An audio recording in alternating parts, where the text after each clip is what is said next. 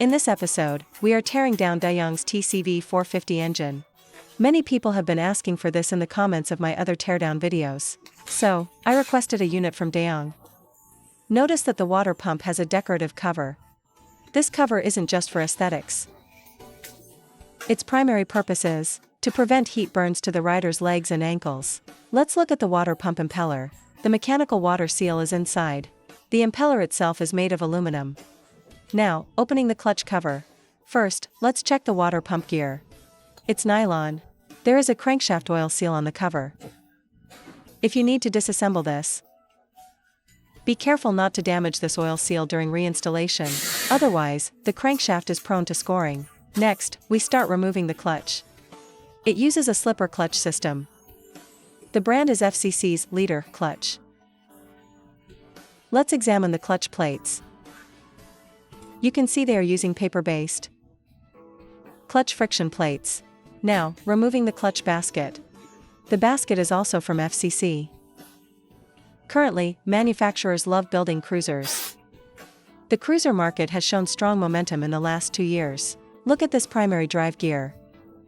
It's a split gear structure, also known as a scissor gear or silencer gear. Look at the oil pump drive mechanism. The clutch basket drives this idler gear. According to market data, sport bikes still hold the largest share, but the fastest growing segment is cruisers.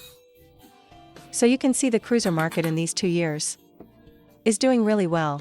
This has directly boosted the market share of V-twin engines. Think about it. Domestic brands didn't have many V-twins before. Actually, Dayang making this 450 cubic centimeters engine was quite a surprise to me. Let's open the cylinder head cover. Check out these 2 holes here. These provide oil to the cam rockers.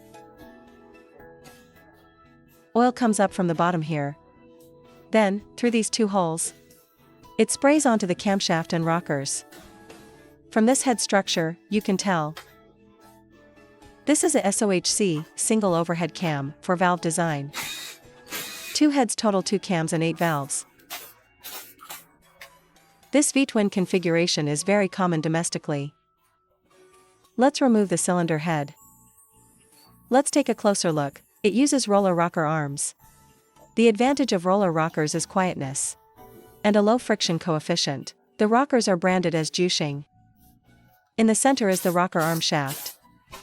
Remove these 2 bolts, and the rocker shaft can be pulled out. After removing the rockers, let's look at the camshaft. Judging by the parting lines, the camshaft is cast iron. The camshaft bearings are from NSK. Now look at the valves. These valves are from Juxing. The data provided by Dayang claims that these valves require no clearance adjustment for life.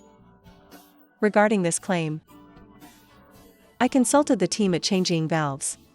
The material used is Japanese Hitachi special steel with specific heat treatment. It can withstand high temperatures up to 950 degrees Celsius. The intake valve face undergoes high-frequency treatment. This increases wear resistance. The detailed specs are shown in the image. Changing is also a supplier for Honda, Suzuki, and Yamaha, so no need to worry about the technology here. Look at the cylinder. It's a spiny, thorny cylinder sleeve, surrounded by an aluminum casting. This provides better heat dissipation. The precise displacement is 438 cubic centimeters. Now let's look at the piston. The piston crown is treated with a micro-arc oxidation process. The piston skirt has a coating. The piston brand is Tsufu Jinhuang from Shandong. Piston rings use Riken's PVD process. The cylinder on this side is identical to the other, so no need for a separate intro. Now for the engine specs. Maximum power is 28 kilowatts, peaking at 8,000 revolutions per minute. Peak torque is 38.5 Newton meters, peaking at 6,250 revolutions per minute.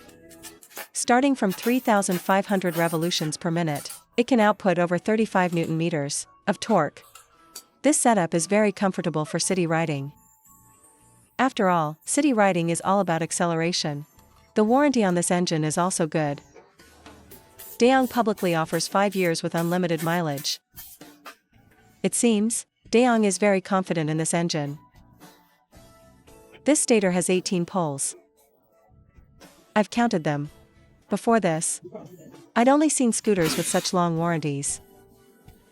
For a motorcycle to offer 5 years per unlimited km. Is Dayang the first to do this? Let's look at the timing chain. It uses a Jinghe timing chain from Qingdao. I don't need to say much about Jinghe. Even Honda is currently using their timing chains. As everyone knows, heat dissipation in V-twins isn't usually great. But here at Dayang, look at that water pump impeller again. It uses a high-flow water pump, essentially strengthening the cooling circulation. Now, look at the external oil filter. This filter seems compatible with the Chinchilla 300, Flash 350, and Vogue 250. I recommend using the DLC 5005 filter.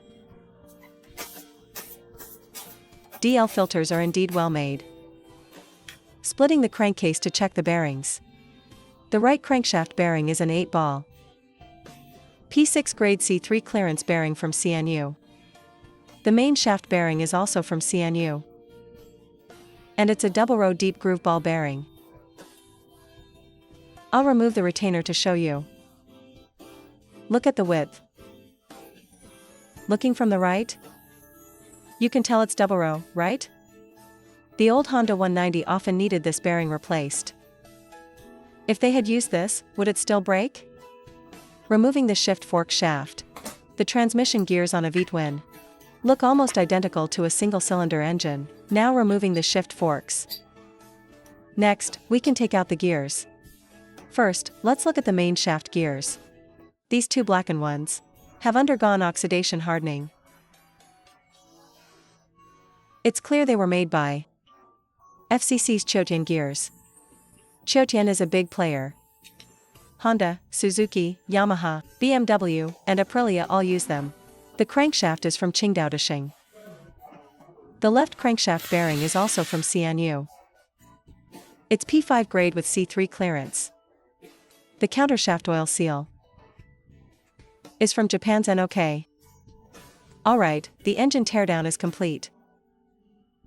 This engine is arguably Dayang's first large displacement engine.